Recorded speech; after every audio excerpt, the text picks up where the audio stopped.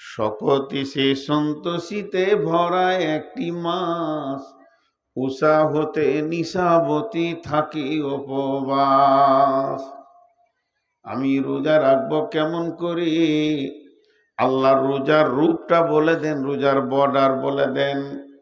আল্লাহ নবীজি সলাতের বর্ডার বলেছেন যে আর তাসলিমু তাহলিলুহা ওয়া তাকবীরু তাহরিমুহা। তুমি যখন তাকবীরে তাহরিমা বাঁধবে, এটা নামাজের শুরু হবে, আর যখন তুমি সালাম ফিরবে তো তোমার নামাজ শেষ হয়ে যাবে।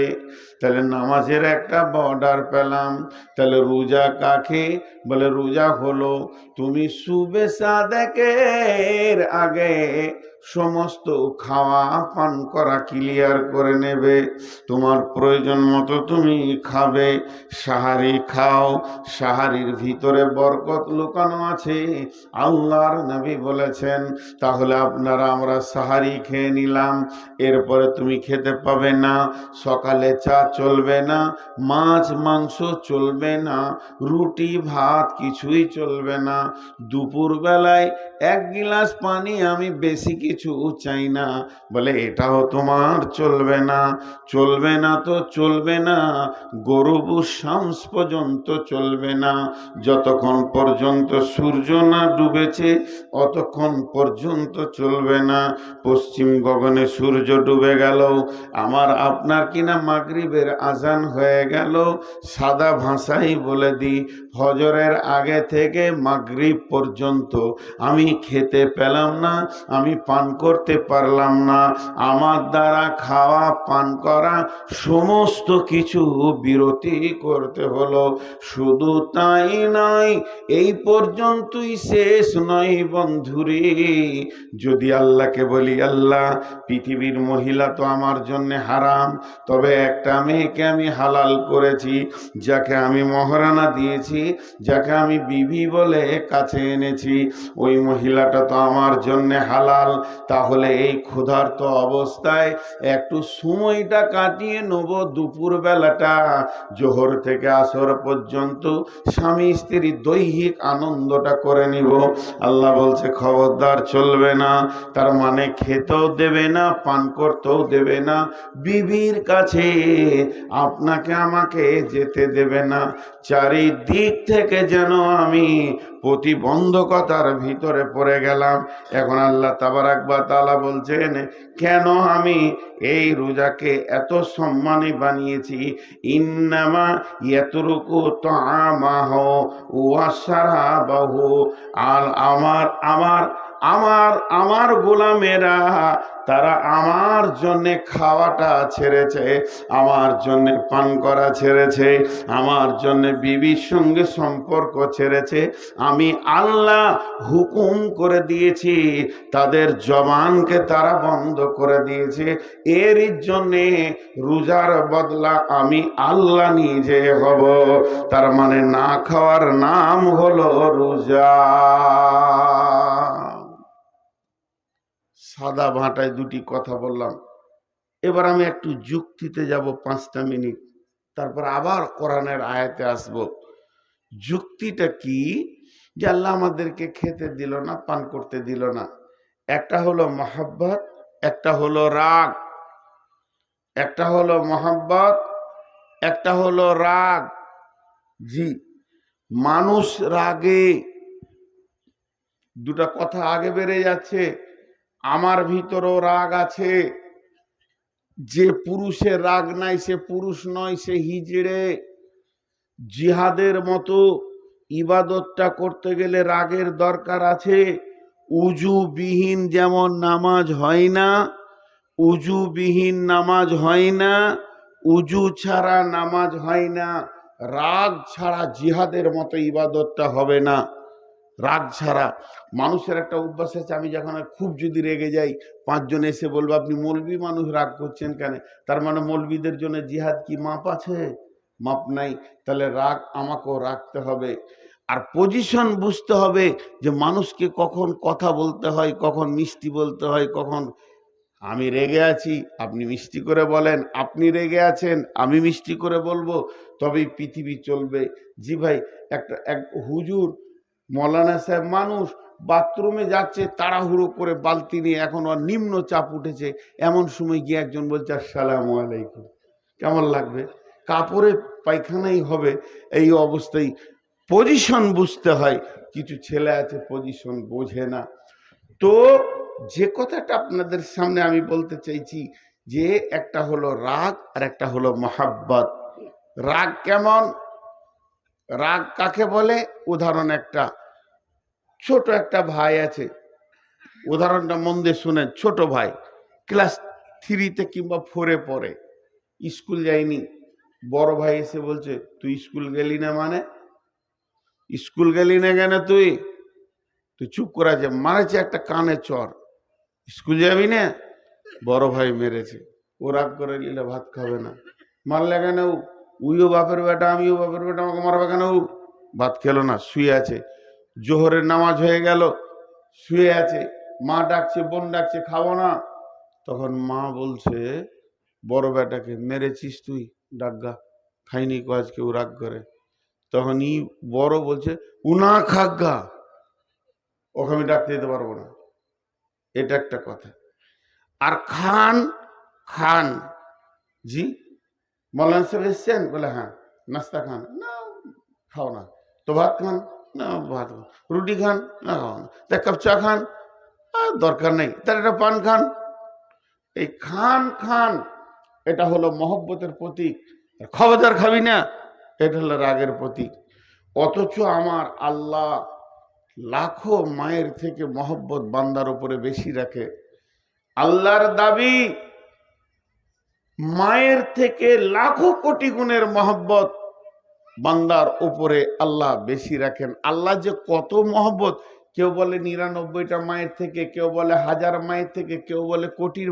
জিনায়ের কোনো হিসাব নাই। একটা মায়ের মহব্বতের সঙ্গে আল্লাহর মহব্বতের কোনো তুলনা করা যাবে না, এত মহব্বত। কিন্তু বন্ধু, দুটোর মধ্যে পার্থক্য কি? যদি কোনো ছেলে না খেয়ে রাগ করে, মা বেচैन হয়ে যায়। বেটা খেয়ে নাও। যদি কোনো ছেলে না খেয়ে রাগ করে, মা বেচैन হয়ে যায়। আর আমার আল্লাহ দাবি করছেন আমার মহব্বত বেশি। আবার পুরা একটা মাস আমাদেরকে একদম সুবে সাদেক থেকে সূর্য ডোবা পর্যন্ত খাওয়া পানাহার থেকে বিরত রেখে দিয়েছে। তাহলে কাজের সঙ্গে দাবির তো মেল হচ্ছে না। আল্লাহর দাবি মহব্বত বেশি, কিন্তু কাজের দিকে এগিয়ে দেখছি আমার রব কিন্তু কাজের ময়দানে গজবটা বেশি দেখাচ্ছে। জি না বন্ধুরে, চলেন আবার আয়াতে যাই। বিসমিল্লাহির রহমানির রহিম।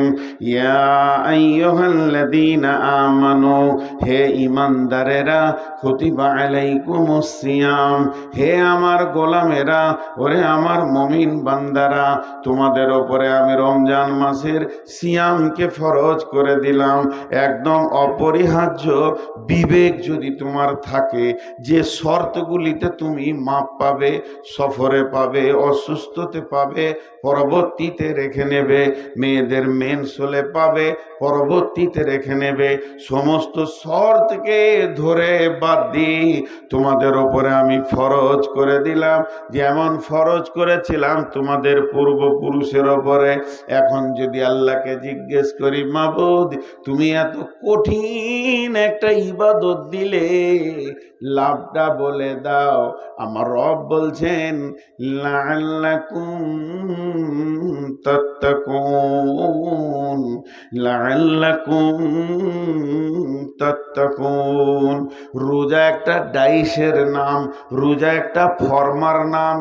ইটের যেমন ফর্মা আছে, টালির ফর্মা আছে। ওখানে মাটি দিলে ইট হয়ে যায়, ওখানে মাটি দিলে টালি হয়ে যায়। তেমনি রোজা একটা ফর্মার নাম, এর ভিতরে যে ঢুকবে ও মুত্তাকি হয়ে যাবে। আমি রোজাকে এমন পেটেন দিয়ে বানিয়েছি, রোজার ভিতরে ঢুকলি অটোমেটিক সে মুত্তাকি হয়ে যাবে। লাআল্লাকুম তাত্তাকুন। আমি বান্দা তোমাদেরকে না খাইয়ে রাখছি, তোমাদেরকে আরো আপারে তোলার জন্যে। তুমি বুঝবে না, তোমার সে জ্ঞান নাই, তোমার বুঝার সে জ্ঞান নাই। আমি তোমাদেরকে মুত্তাকি করতে চাইছি। কোরআন হাদিসের ভিতরে, কোরআন এবং হাদিসের ভিতরে যতগুলো সাতা আছে, যতগুলো দরজা আছে, যতগুলো ক্লাস আছে, যতগুলো সেকশন আছে, সব থেকে দামি সেকশন হচ্ছে মুত্তাকি, পরেজগার হওয়া। মুত্তাকি পরেজগার হওয়া। আল্লাহ বলছে তোমাদেরকে আমি রোজাতে মুত্তাকি বানাই। তোমরা মানবে না, আমি বানাই। তোমরা মানবে না, আমি বানাই।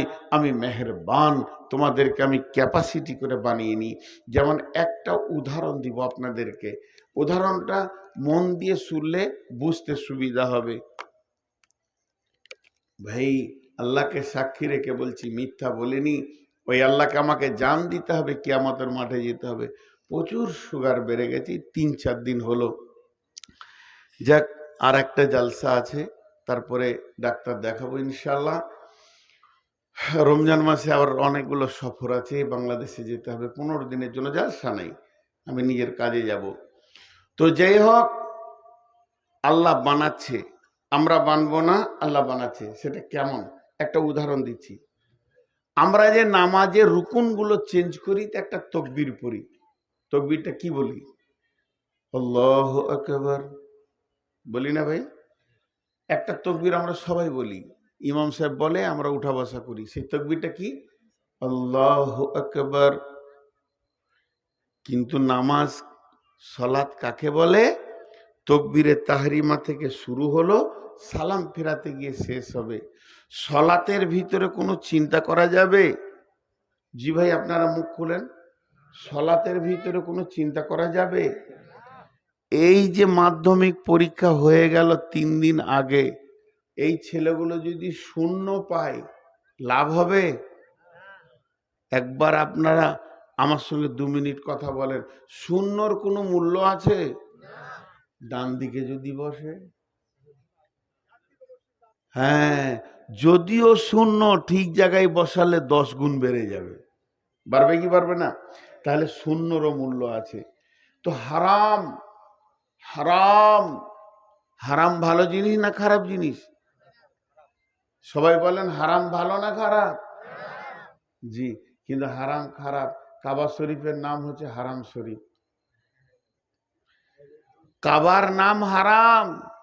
মক্কাওয়ালারা জিজ্ঞেস করে হারাম হারাম, গাড়িওয়ালারা বলবে হারাম হারাম হারাম। আপনি হারামে যাবেন, তাহলে ওটা ভালো না খারাপ? এবার ভেজাল লেগে গেল।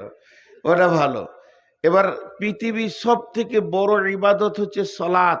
এর থেকে বড় ইবাদত আর নাই। এটা আল্লাহ বান্দা বান্দা আল্লাহ হয়ে আছে, এখনো কোনো ফেরেশতা মাঝে ঢুকেনি। তো এই এই এই সালাতের প্রথম তাকবীরটার নাম কি? তাকবীরে তাহরিমা। সবাই বলেন তাকবীরে, বাংলায় বলেন হারাম তাকবীর। ওর নাম হারাম কেন হলো এবার বলেন? হারাম দিয়ে শুরু হলো নামাজ, আর শেষ হবে হালাল দিয়ে। কেন হারাম বলা হলো সবাই আপনারা জানেন, তাও বলে দিছি। আল্লাহ তাবারক ওয়া তাআলা নবী বলতে চাইছেন, যখন তুমি ওই তাকবীরটা পড়বে, তাকবীরে তাহরিমা, তার মানে তোমার দুনিয়া চিন্তা হারাম হয়ে গেল, ঘর বাড়ি চিন্তা হারাম হয়ে গেল, তোমার কাছে আর কোনো চিন্তা থাকবে না। আবার যখন তুমি সালাম ফিরবে, তোমার জন্য সব হালাল হয়ে গেল।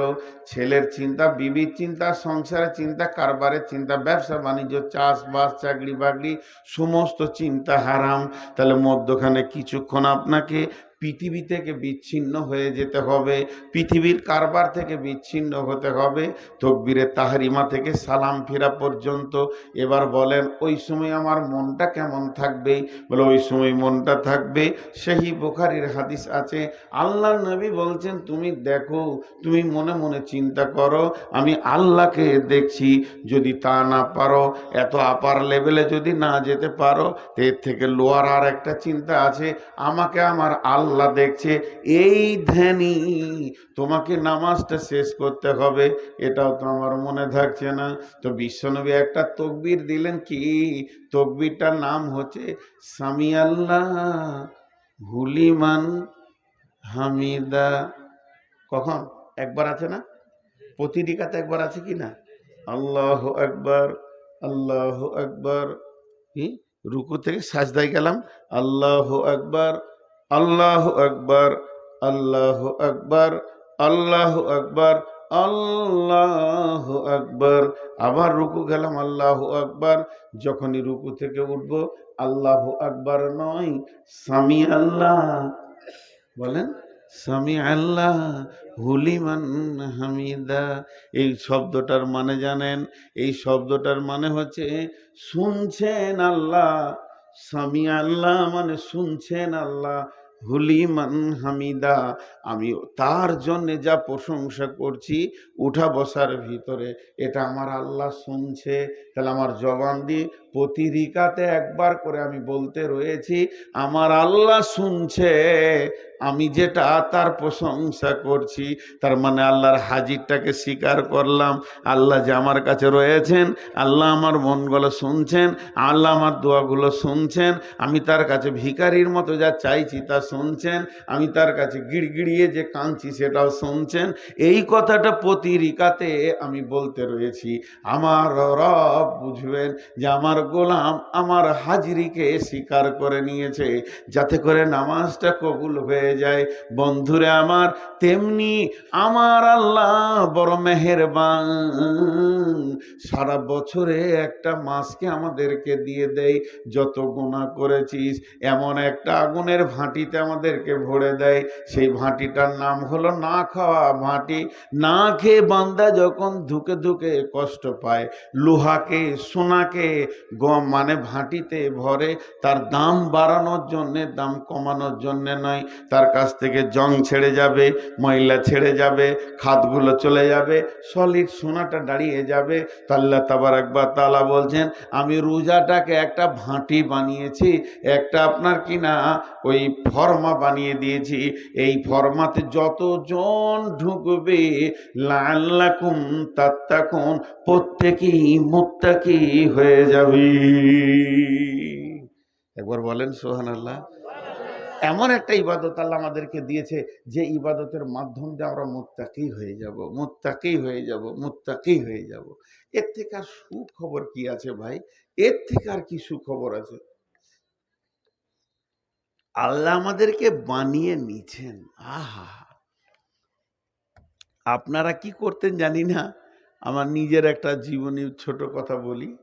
আমার বড়টা, আমার বোন আছে একটা, তারপরে আমি, আর আমাকে পৃথিবীতে রেখে আমার মা আল্লাহর ডাকে চলে গেছেন।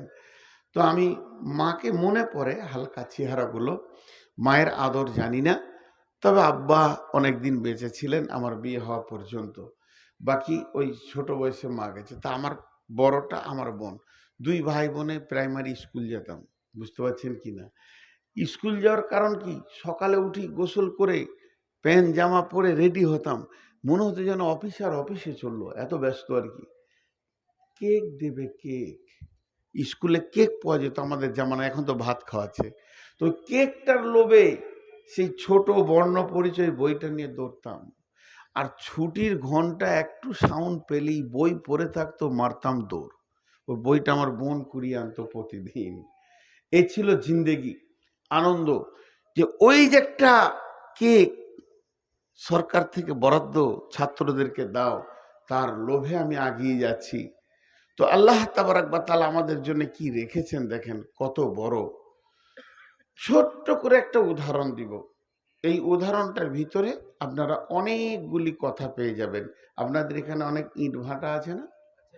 বাংলা ভাটাও আছে, ইটের ভাটা চলে।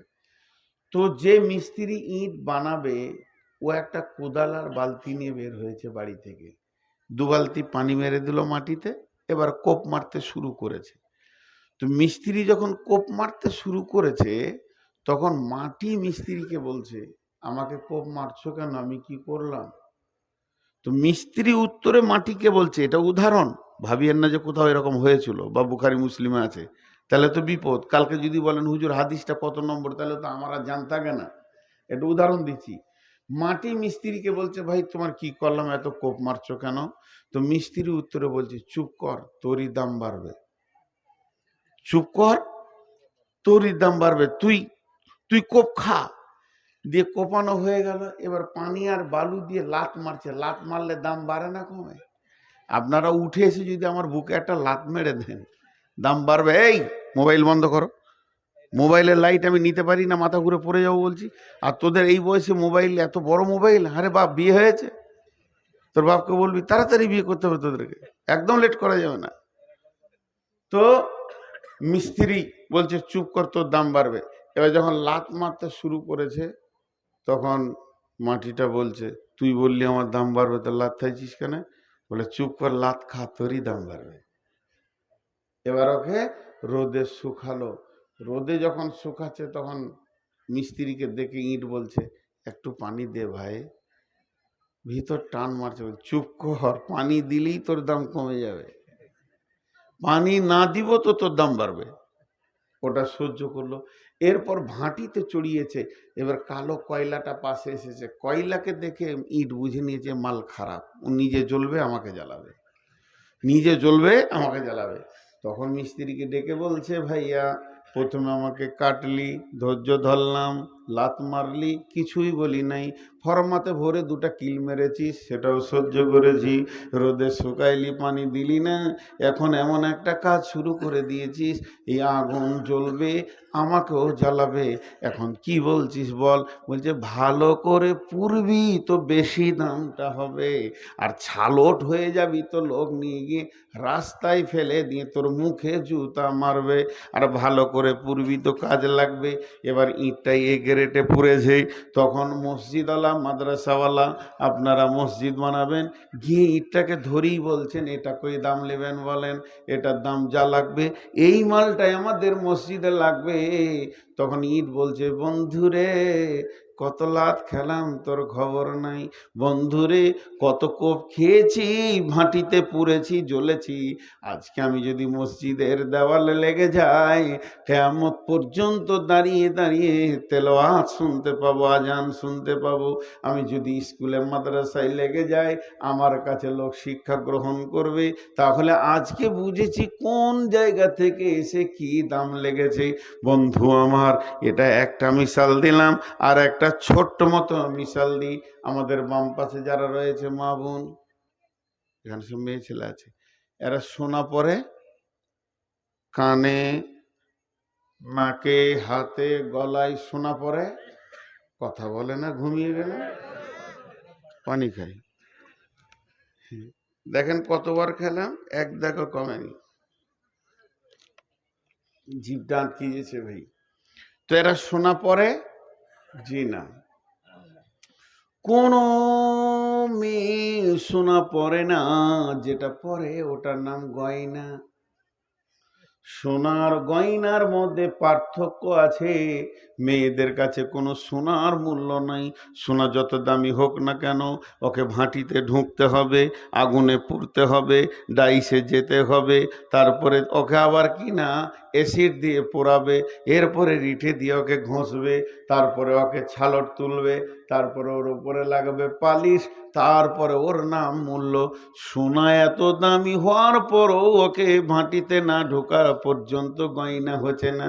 আমার রব বলছে, গোলাম রে, তোরা আমার বড় সোনার টুকরা, তোদেরকে রোজা নামে ভাটিতে ভরবো, তোদেরকে ছিলে ছালট সোজা করে নিব, হারাম টারাম যা সারা জীবন খেয়েছিস সব ছালট দিয়ে আমি বের করে তোদের হালালগুলোকে হারাম করে দিলাম। এবার দেখ কি করে চলবি। চলতে চলতে চলতে চলতে আল্লাহর জন্য খাওয়া ছেড়েছি, আল্লাহর জন্য পান করা ছেড়েছি।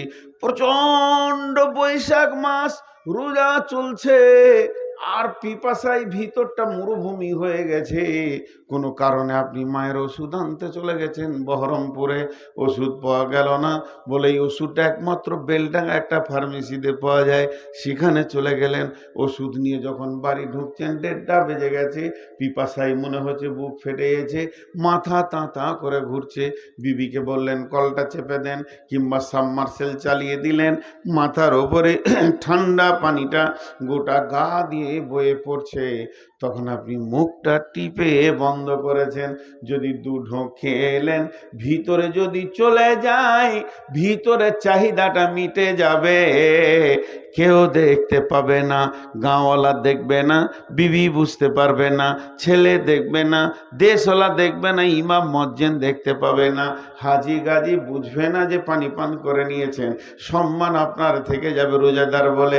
কিন্তু আপনার বিবেক বলছে পৃথিবীর কেউ না দেখলে আমার রব জেনে নিবে গোলাম খেয়ে ফেলেছে, রোজা আমার হবে না।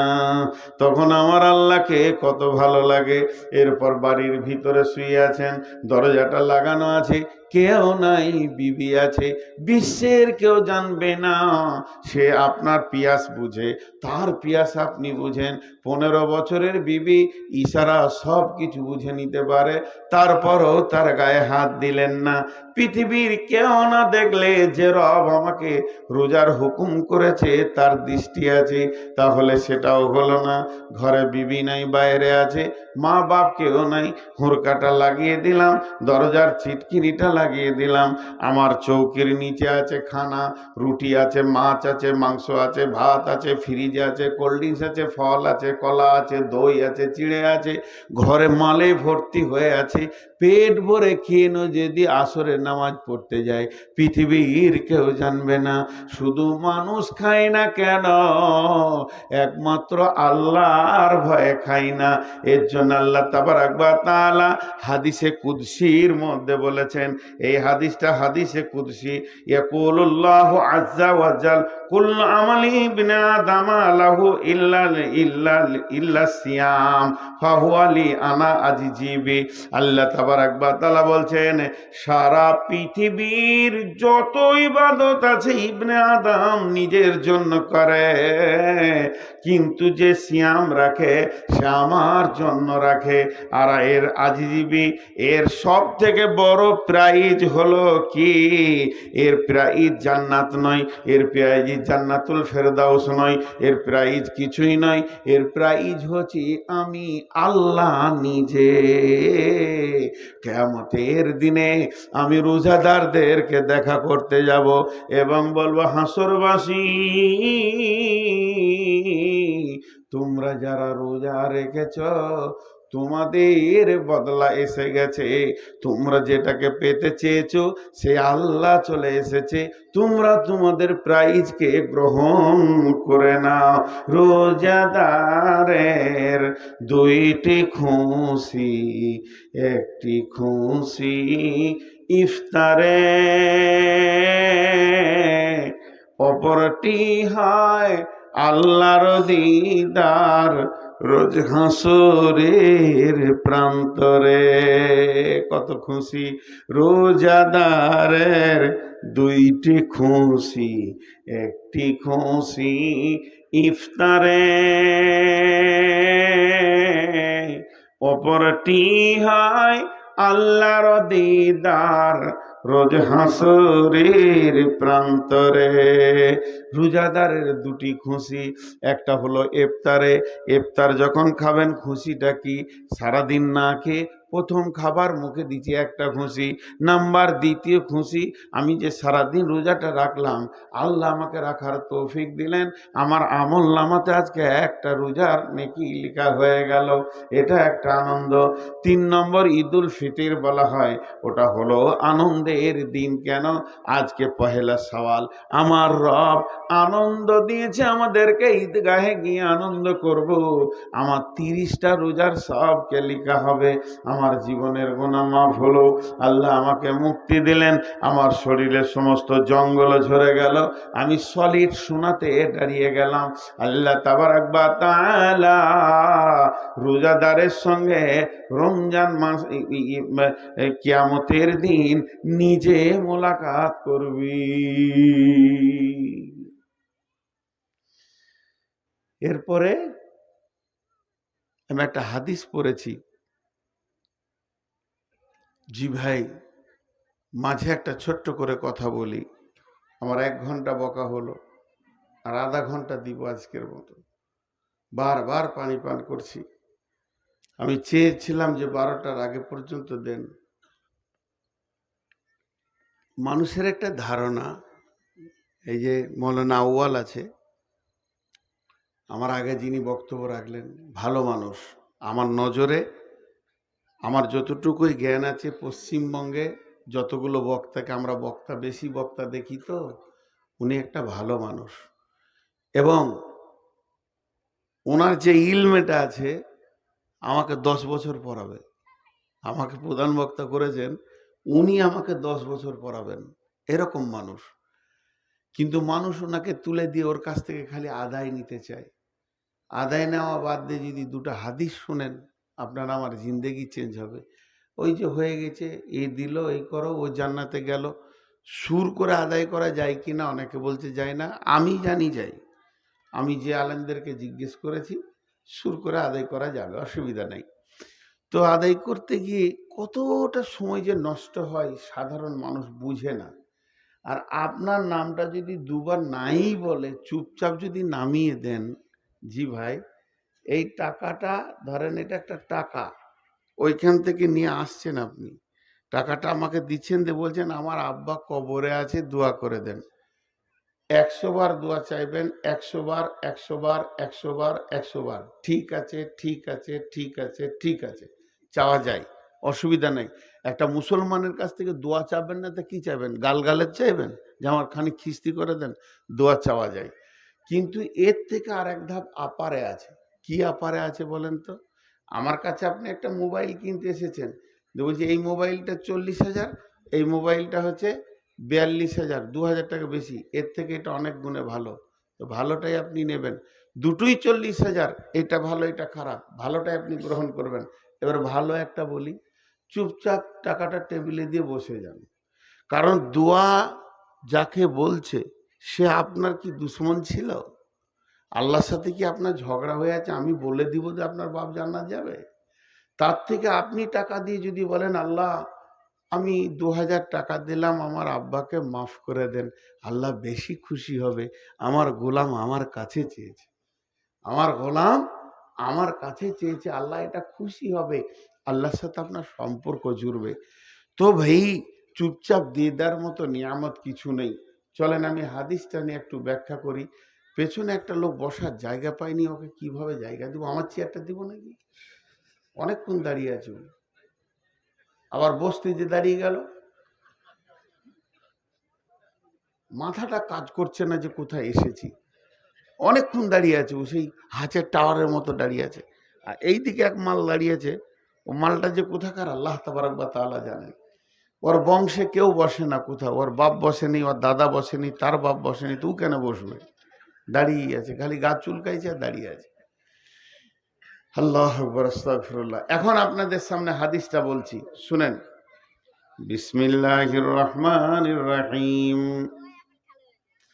মান সামা রমাজানা ঈমানাও ওয়া ইহতিসাবা গুফিরা লাহু মা তাকাদ্দামা মিন জামবি ওয়া মান কামা কিয়ামাল লাইলি ওয়া মান কামা কিয়ামাল লাইলাতুল কদরি ঈমানাও ওয়া ইহতিসাবা গুফিরা লাহু মা তাকাদ্দামা মিন জামবি। আমার কথাটা বোঝার চেষ্টা করেন। আল্লাহ রসুলের হাদিসটা টু দি পয়েন্ট আপনাদেরকে আগে তর্জমাটা শোনাই। বিশ্বনবী বলছেন, যে ঈমান ইহতেসাবের সঙ্গে 30টা রোজাকে রেখে নিল বা 29টা, তার বিগত জীবনের অনেক গুনাহ মাফ হয়ে যাবে। কোন কোন মুফাসসিরিন বলছেন সমস্ত গুনাহ মাফ হয়ে যাবে। আর কি বললো, কিয়ামাল লাইলি বলতে মানে তারাবি যে পড়লো 8 রিকাত, প্রতিদিন কামাই করলো না, কোয়ান্টিটি রেখে দিল। আর কিয়ামাল লাইলাতুল কদরে, লাইলাতুল কদর গুলোকে যে জাগলো, আল্লাহ নবী বলছেন গুফিরা লাহু মা তাকাদ্দামা মিন জামবি, তার পূর্বে যত গুনাহ আছে সব মাফ হয়ে যাবে। আবার কারো কারো সব নয়, মিন জামবি বলতে অনেক গুনাহ মাফ হয়ে যাবে। এখন সহজ ভাষাতে দুটি কথা বলি। রবিবার থেকে রোজা শুরু, যেদিন রোজা শেষ হবে ঈদের নামাজ পড়ে নিব, গোটা মাসটা রোজা রেখে নিব, জীবনের গুনাহ মাফ। আলহামদুলিল্লাহ বলতে ইচ্ছা করলো না? দেখেন কত খুশি হয়ে গেছেন আপনারা। আমি আর একবার বলছি, কে বিড়ি ধরিয়ে দিয়েছে, বিড়ির গন্ধ আমি নিতে পারি না। আরে সুবহানাল্লাহ, পেছনেই কেউ বিড়ি ধরিয়েছে। ভাই যে বিড়ি খেয়েছিস বিড়িটা ফেল, আল্লাহ তোকে তৌফিক দেখ, জাহান্নামে গিয়ে বসে খাবি, ওখানে আগুনও পাবি বিড়িও পাবি। বিড়িটা ফেল। তোকে এখন বিড়ি খেতে মন গেল? ছি ছি ছি ছি, না এখনো গন্ধ যেছে না। এ ব্যাগ কার? আও বলে রেখে দিয়ে চলে গেছে নাকি? ভালো হলো, আমি একটা ব্যাগ পেয়ে নিয়েছি। হ্যাঁ না, বিড়ির গন্ধ একদম নিতে পারি না, এত কষ্ট হয়। এবার এখানে একটা যুক্তি কথা বলছি, রোজাতে গুনাহ মাফ, ঠিক আছে না? আর আল্লাহ রসুল বলেছেন, হাদিসটা বুখারী মুসলিমের হাদিস, পৃথিবীর কারো কাটার ক্ষমতা নাই, কোনো মুফাসসির, কোনো মাওলানা, কোনো মুফতি, কোনো বক্তা কাটতে পারবে না, এটাই হাদিস, এটাই ঠিক। তাহলে সারা বছরের নামাজ পড়ে কি হবে? চালাও, চুরি করো, বাটপাড়ি করো, বেইমানি করো, লুচ্চামি করো, রান্ডিগিরি করো, বেশ্যাগিরি করো, আর যেখানে পাবে ডাকাতি করো, সুদ খাও, লুটে লাও, লুটেরাও হয়ে যাও, যা পারবে তাই করো। আর পশ্চিম দিকে যখন রোজার চাঁদ উঠে যাবে, গোসল করে মসজিদ ঢুকে পড়ো, আর ঈদের নামাজ পর্যন্ত রোজা রেখে লাও, জীবনের গুনাহ মাফ। কি বলেন? কথা বলে না? হবে কি হবে না? আরে গুনাহ মাফ হবে রোজাতে? আপনি না বলছেন কেন? নতুন বুদ্ধি বার করছেন কেন? হবে মাফ। চালান, লুটালুটি শুরু করে দেন।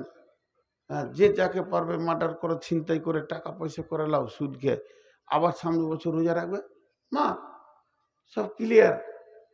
বাস দেখেন, একটা হচ্ছে শর্ত, একটা হচ্ছে মাসরুত। যখন শর্ত চলে যাই তো মাসরুত অটোমেটিক চলে যাই। এই কথাটা বুঝতে পারছেন? ইজা ফাতা শর্ত ফাতা মাসরুত। এটা শর্ত কেমন, একটা উদাহরণ দিয়ে আপনারা আমার দিকে ধ্যান দেন। আপনারা বলেছেন যে মাওলানা আপনি রমজান মাসে আমাদের এই ওয়াক্তিয়া মসজিদে তারাবি পড়ান। আমার সঙ্গে কথা হলো, কি কথা হলো, যে 30 দিনের তারাবিটা আমি পড়াবো। আপনারা বললেন যে আপনাকে ইনশাআল্লাহ 30,000 টাকা দিব, যান খুশি হয়ে। তাহলে আমার ওয়াদা তারাবি পড়াবো, আপনাদের ওয়াদা টাকা দিব, দুজন ওয়াদাতে দায়বদ্ধ হয়ে গেলাম। আমি একটাও তারাবি পড়াইনি, একটাও পড়াইনি। ঈদের দিনে টাকা নিতে এসছি, যে আমার সেই 30,000 টাকাটা। তখন আপনাদের কমিটি বলছে আপনি যে তারাবি পড়াননি, আমি নাই ওয়াদা খেলাপ করছি, তোমরা কেন করো? হিসাবটা মিলছে না। আমি নাই বেঈমান হলো তো তুমিও বেঈমান হয়ে যাবে আমার দেখা দেখে। তোমরা ইমানদার থাকো, টাকা দাও। আচ্ছা হবে? বলেন হবে? ওয়াদা আমি খিলাফ করেছি, এই জন্য আপনার ওয়াদা খিলাফ হচ্ছে না। আমি যখন নামাজটা পড়ালাম না, অটোমেটিক তখনই টাকাটা আমার বাতিল হয়ে গেল। ওই নামাজের ওপরে শর্ত ছিল, তেমনি রোজার দুটি শর্ত আছে, এটা আমরা খেয়াল করি না। আল্লাহ রসুলের ভাষাটা দেখেন, দুটি শর্ত আছে।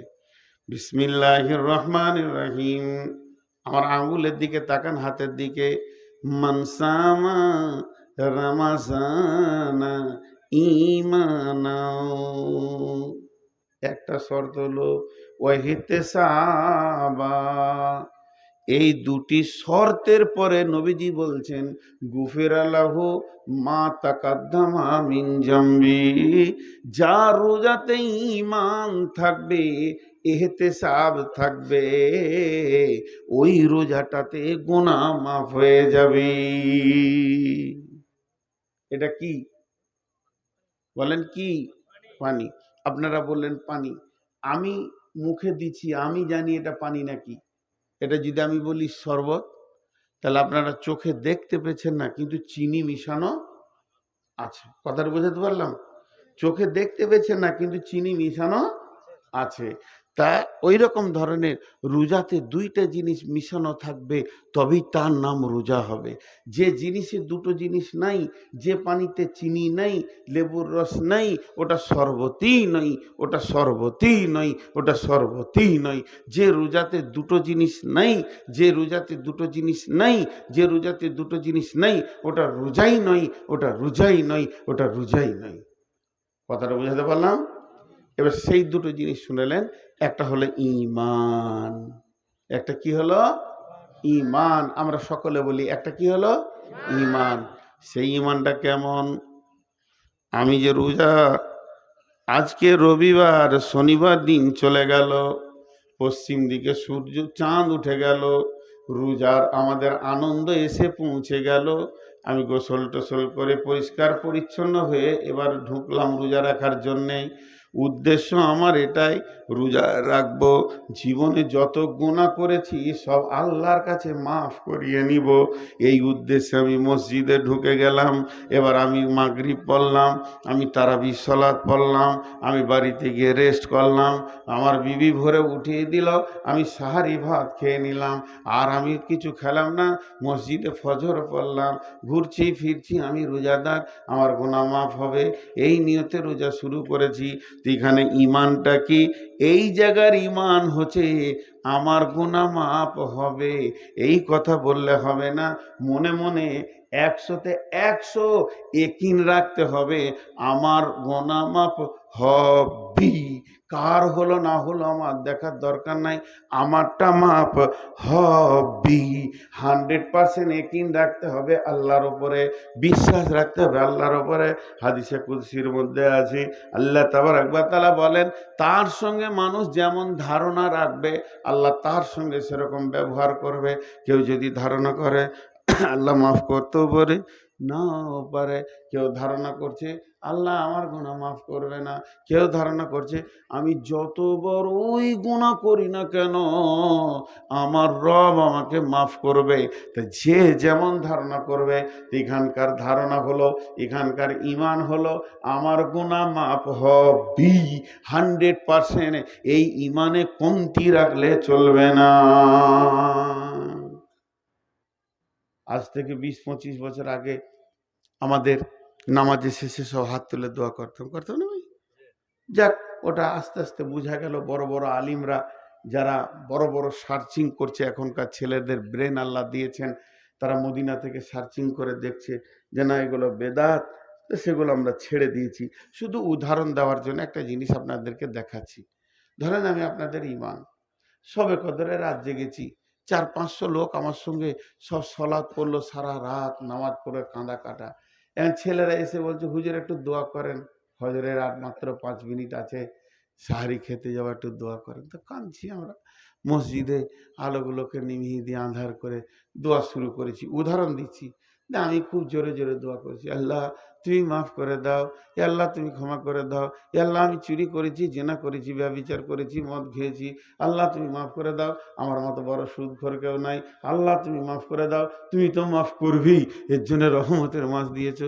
আমার সামনে ইমাম সাহেব কাঁদছে, মজ্জেন কাঁদছে, অজর নয়নে কাঁদছে, হাজি গাজী মাস্টার ডাক্তার সবাই যেন ডুকরে ডুকরে কাঁদছে, আর মনে মনে ভাবছে আল্লাহ মাফ হয়ে যাবে, আল্লাহ তুমি মাফ করে দাও, মাফ হবেই হবে। এরই ভিতরে একজন আমার সামনে বসে রয়েছে, হাতটা এমনি করে ধরে যাওয়া, খালি মাঝে মাঝে বলছে আমিন আমিন। ওর মনটা বলছে মাফ হতেও পারে নাও পারে। এর নাম ইমান লয়, এর নাম ইমান লয়। কথা বুঝতে পারলেন? আজ কি সুগারের চাপটা খুব বেশি মনে হচ্ছে। এর নাম ইমান লাই। এটা হলো ফাজলামা করা, এহতেসাব। দ্বিতীয় নম্বর শর্ত হলো এহতেসাব বামানা ইখতিলাস। এইখানটা তোমার কেউ দেখতে পাবে না, তুমি ছাড়া, তোমার আল্লাহ ছাড়া কেউ বুঝবে না। আমার হৃদয়ে কি আছে পৃথিবীর কারো বোঝার ক্ষমতা নাই। এই জায়গাটা আমার মাবুদের সঙ্গে সম্পর্ক। তুমি তোমার হৃদয়কে একবার জিজ্ঞেস করো, তুমি কেন রোজা রেখেছ? টিউ দেখেছেন? বাইসাইকেলের টিউ দেখেছেন? আহা, একটা টিউ এনে জালসা করা দরকার ছিল। বাইসাইকেলের টিউ দেখেননি? তা তো লেটে কেন হ্যাঁ বলছেন ভাই? আমার রুগী আমি, আপনারা তো নন। তো একবার সকলে বলেন, একটা বাইসাইকেলের গোল টিউ, নতুন টিউ দেখেছেন? মাশাআল্লাহ। ওই টিউয়ে একটা নজেল আছে, ওই নজেলে সিরিঞ্চি বা পাম্পার লাগিয়ে দিয়ে মারলেই ওটা পাম্প হয়।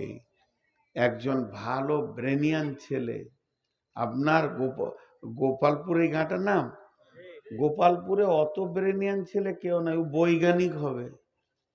একটা নতুন টিউ নিয়েছে, নজেলে সিরিঞ্চিটা দিয়ে মারছে, আর ফাঁস মারছে, আর 1.5 ঘন্টা চালিয়ে ক্লান্ত হয়ে গেছে, পাম হচ্ছে না। একটা মুরব্বি পার হয়ে যাচ্ছিল, বলছে দাদু পাম হচ্ছে না। বলছে কই, টিউ তো নতুন। লাঠি করে নেড়ে দেখছে নজেলের পাশে 1 ইঞ্চি কাটা। তখন ও বলছে তোর টিউ যে কাটা রে ভাই। বলছে আমিই কেটেছি। আচ্ছা, ও বৈজ্ঞানিক হবে না? নিজের হাতে টিউ কেটে পাম দিছে, এর থেকে আর ব্রেনিয়ান ছেলে কে আছে? আচ্ছা, ওই টিউটা কবে পাম হবে? শুক্রবার হবে? কথা বলেন, শুক্রবার হবে? 1 সপ্তাহে হবে? 1 মাসে হবে? 1 বছরে হবে? সূরা ইয়াসিন পড়লে হবে? হা হা, টিউ কেটে যে পাম দেয়, এর মতো বোকা পৃথিবীতে নাই। কিছু লোক আছে রমজানের প্রথমে মসজিদ ঢুকে নেয়, কিন্তু ঢোকার সময় নিয়ত করে খালি ঈদ হয়ে গেলে আর মসজিদে আসবো না। টিউ কাটা পাম দেনেওয়ালা মাল হাজির হয়ে গেছে মসজিদে। এখানে নিয়ত করে আজকে 1টা আর 29টা, আজকে 30, আজকে হলো 25টা আর মাত্র 5টা, আজকে হলো 27টা আর মাত্র 2টো, আর 29 যদি হয় আর মাত্র 1টা। যখনই পশ্চিম দিকে সওয়ালের চাঁদ উঠে গেল, মসজিদ থেকে হাত ঝেড়ে দিলে, জামা কাপড় রেডি করে আয়রন করে ঈদগাহের ময়দানে গর্দন উঁচু করে যেছে। আমার মতো আর রোজা রাখনেওয়ালা কেউ নাই। ঈদের নামাজ পড়ে বিড় করে মসজিদকে বলছে, মসজিদ রে 1 মাস এসেছিলাম, খুব দুপি করেছি, মাফ করে দিস, আর আসবো না। পারলে জুমার দিনে দেখবো, না পারি তো মাফ করে দিস, আর আসবো না। তার মানে টিউয়ের একদিক কাটা আছে ওর। ও প্রথমেই নিয়ত করে মসজিদে ঢুকেছে, রোজার পরে আমাকে আর পাওয়া যাবে না।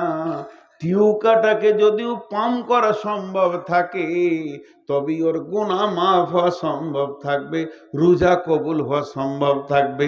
তার মানে একদিক কেটে দিয়ে যেমন টিউ পাম হবে না, একটা রোজা কবুল হবে না, একটাও গুনাহ মাফ হবে না। মালটা যে চিটিংবাজ, এটা আল্লাহরকে জানাতে হবে না। পৃথিবীর মানুষ জানে না, ইমাম জানে মুসাল্লি এলো গেল, মুয়াজ্জিন জানে মুসাল্লি এলো গেল, হাজি জানে মুসাল্লি এলো গেল। পৃথিবীর সবাই ওকে মুসাল্লি ভেবে নিয়েছে, কেউ মুসাল্লির বাইরে ভাবছে না। শুধুমাত্র আল্লাহ আসমান থেকে দেখছে আর বলছে চিটিংবাজ এলো আর গেল। বন্ধু, একবার ভালো করে শুনেন, মানে আমার দিলের খবর আল্লাহ ছাড়া কেউ জানে না। আমি শ্বশুর বাড়ি চলে গেছি, তো আমার বড় শালাকে বলছি, সালাম আলাইকুম ভাই। কি ব্যাপার হঠাৎ? ওয়ালাইকুম সালাম। ওই কিছু টাকা থাকে তো দেন। বলি কি ব্যাপার হঠাৎ টাকা? 10 লাখ টাকা দেন ভাই, আমার রাস্তার ধারে একটা জায়গা পেয়েছি বাজারের ওপরে, 30 লক্ষ টাকা দাম, এক্ষুনি নগদ টাকা দিলে পাবো, নাহলে আরো 12 জন দাঁড়িয়ে আছে নেওয়ার জন্যে। ভদ্রলোক আমাকে বলেছে সন্ধ্যা পর্যন্ত টাকা দিতে হবে। ভাই আজকে আমার একদম বিকেল 4টা বেজে গেল, আমি আর ব্যাংকে যেতে পারছি না, আমার টাকা আছে 20 লাখ ঘরে, তুমি 10 লাখ আমাকে ধার দাও। ওকে বলছি কি জানেন, আজকে তো বৃহস্পতিবার, কালকে শুক্রবার জুমার দিন কোথাও যাব না, শনিবার ব্যাংকে গিয়ে লাভ নাই, রবিবার বাদ দিয়ে সোমবার টাকা এনে আপনি ঘরে থাকেন আর না থাকেন ভাবির হাতে দিয়ে চলে যাব। ভাই 10 লাখ টাকা দেন, জমিটা 10 কাঠা জমি, অর্ধেক তোমার বোনের অর্ধেক আমার হবে। ও মনে মনে ভাবছে যাজ্ঞা, বোনের তো 5 কাঠা হচ্ছে, তা টাকাটা ধার দিই। একদম কসম, কোনো চিন্তা নেই, টাকা সোমবার তুমি বিকালে পেয়ে যাবে, সকালে ব্যাংকে গিয়ে আমি এনে দিব। এমন করে বলছি, বিচারা বুঝতে পারলে না, 10 লাখ টাকা ঘরে ছিল দিয়ে দিলে। আর ভিতরে আমি মনে মনে বলছি, কত সোমবার যাবে রে, তো খালি টাকা দিয়ে দেখ, তোর চুলদারি পেকে যাবে, 1 টাকা উদ্ধার করতে পারবি না। তোর বোন আছে আমার কাছে। চিটিংবাজি করা শালার সঙ্গে যায়, শ্বশুরের সঙ্গে যায়, কিন্তু আল্লাহর সঙ্গে যায়? এরা আল্লাহর সঙ্গে চিটিংবাজি করে যারা রোজাতে ঢুকে আর পালায়। এরা কত, এদের বুকে সাহস, আল্লাহর সঙ্গেও চিটিংবাজি করে। জি, এই চিটিংবাজ মাল হয়তো আপনাদের এলাকায় নাই। আমাদের এলাকায় রমজান মাসে ভিড় দেখলে মনে হবে যে মসজিদ পরিপূর্ণ হয়ে গেছে, কিন্তু আসলে পকেট মারের দল। ওরা ওরা না এলেই মসজিদে শান্তিতে 5 ওয়াক্তের নামাজিরা শান্তিতে নামাজ পড়বে। তো আল্লাহ নবী বলছেন, মানসা মারামাজানা ঈমানাও ইহতিসাবা, তুমি আগে 100% ঈমান রাখো, এই রোজাতে আমার গুনাহ মাফ হবে। আর দ্বিতীয় নম্বরে ইহতিসাব করো, তুমি ইখলাস করো, রোজা আমাকে যা জ্ঞান দিয়েছে, আমি আর জ্ঞান বশত 5 ওয়াক্তের নামাজ ছাড়বো না, আর হারাম খাবো না। আমাকে ভাত হারাম করে দিয়েছিল, রুটি হারাম করে দিয়েছিল। রমজান মাসে যদি ভাত রুটি থেকে বেঁচে থাকতে পারি, তাহলে অন্য মাসে কেন সুদ জুয়া থেকে বেঁচে থাকতে পারবো না? আমার হালাল বিবিটাকে আল্লাহ তাবারাক ওয়া তাআলা রমজান মাসে আমার জন্য হারাম করে দিয়েছিল। নিজের পরিচিত বিবিটা থেকে যদি বেঁচে থাকতে পারি, রমজান পার হয়ে গেলে পরের মেয়ের কাপড় ধরে টেনে লাভ হবে না। আল্লাহ তাবারাক ওয়া তাআলা বলছেন, নবীজি বলছেন, তুমি যদি ঈমান আর ইহতিসাব, একটা হলো গুনাহ মাফ হবেই, আর একটা হলো জ্ঞানবশত আর গুনাহ করব না, এই নিয়তে রমজান মাসে যদি ঢুকে যাও, তোমার সুসংবাদ হচ্ছে জীবনের গুনাহ মাফ। ভাইয়া, আপনারা যেভাবে বসে আছেন, তাতে আমাকে আরো চালাতে হয়, কিন্তু গত পরশুদিন, কালকে জালসা ছিল না, বকতে বকতে মাথাটা দুবার ঘুরে গেছে। এই সপ্তাহতেই সুগারের চাপটা বেশি, যে এটা আল্লাহর দেওয়া, বাস আল্লাহ দিয়েছেন, শরীরে আছে। এখন দুটি কথা মসজিদ নিয়ে বলবো, রমজানের পাঠটা শেষ করে দিলাম এখান থেকে। তো আল্লাহ আমাদেরকে রোজা রাখিয়ে মুত্তাকি বানিয়ে নেন, মুত্তাকি বানিয়ে নেন। আর এই মুত্তাকি থাকতে গেলে সারা জীবন আমাদের মধ্যে 10টা গুণ থাকতে হবে। এই 10টা গুণ খালি তর্জমা করে দিয়ে তারপরে মসজিদ নিয়ে 2 মিনিট কথা বলে আমি পুরা 1:15 ছেড়ে দিব। মাত্র 15 মিনিট আপনাদের কাছ থেকে আমি ক্ষমা চেয়ে নিচ্ছি 2 ঘন্টা থেকে। বিসমিল্লাহির রহমানির রহিম।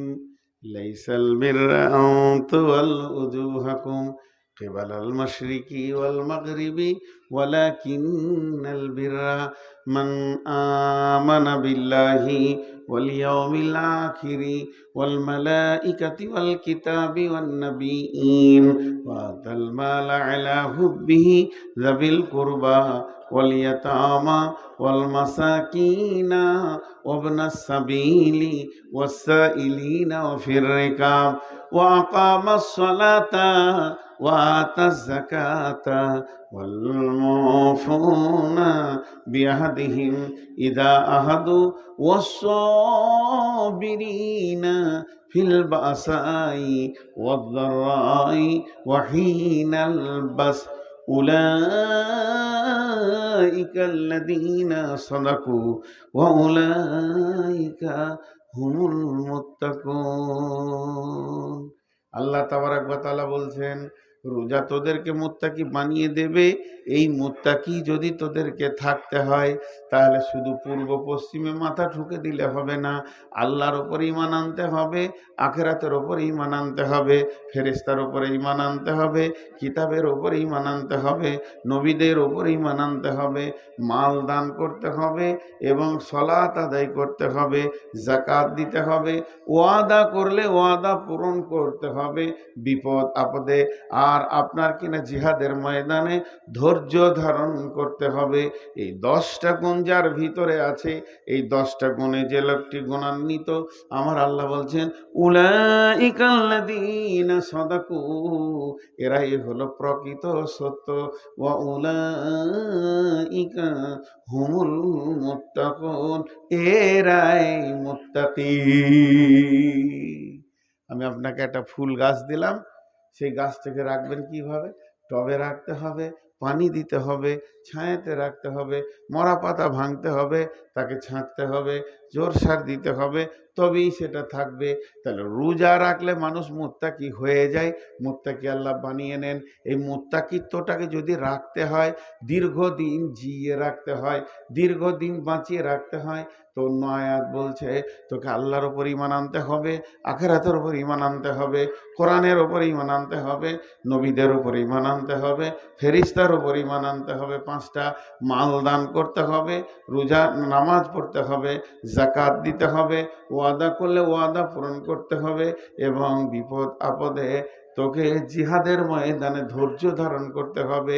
এই 10টা গুণ যার ভিতরে থাকবে, আমার আল্লাহ বলছেন ওই লোকটা হলো প্রকৃত মুত্তাকি।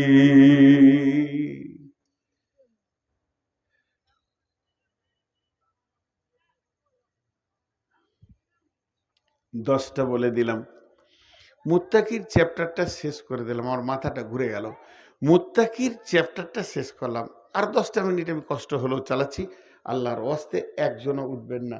বিসমিল্লাহির রহমানির রহিম।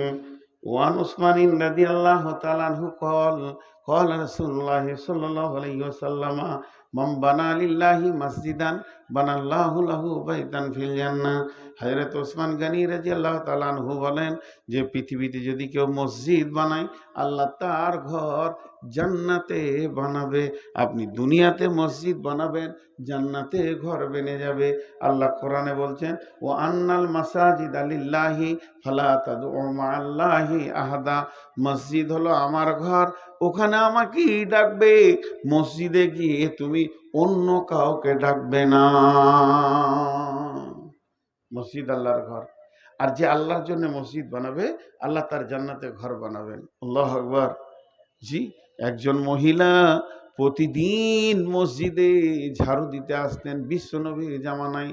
মেয়েটা একদিন মারা গেছেন, সাহাবারা জাল্লামাইনা তাকে রাতারাতি দাফন করে দিয়েছেন।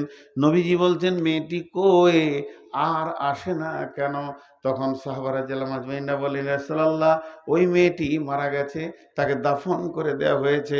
বিশ্ব নবী বললেন রে আমার সাহাবীরা, আমাকে নিয়ে চলো তার কবরের কাছে, আমি আল্লাহর কাছে তার জন্য ক্ষমা প্রার্থনা করব। তার মানে জেনেলেন একটা মসজিদে ঝাড়ু দিলে কত নেকি আছে। ওইটা শুধু নয়, ওয়ানবী হুরায়রা রাদিয়াল্লাহু তাআলা আনহু ক্বাল রাসূলুল্লাহ সাল্লাল্লাহু আলাইহি ওয়াসাল্লাম সাবাতুন ইযুল্লাহুমুল্লাহু ফি দিল্লিহি ইয়াউমুল্লা দিল্লা ইল্লা দিল্লুহু।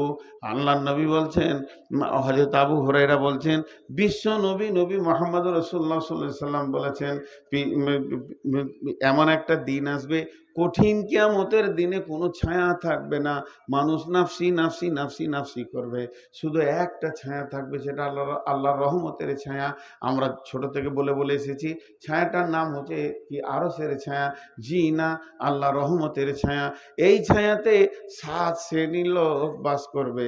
যারা পৃথিবীতে 7খানা আমল করেছে, ওই ছায়াতে জায়গা পাবে।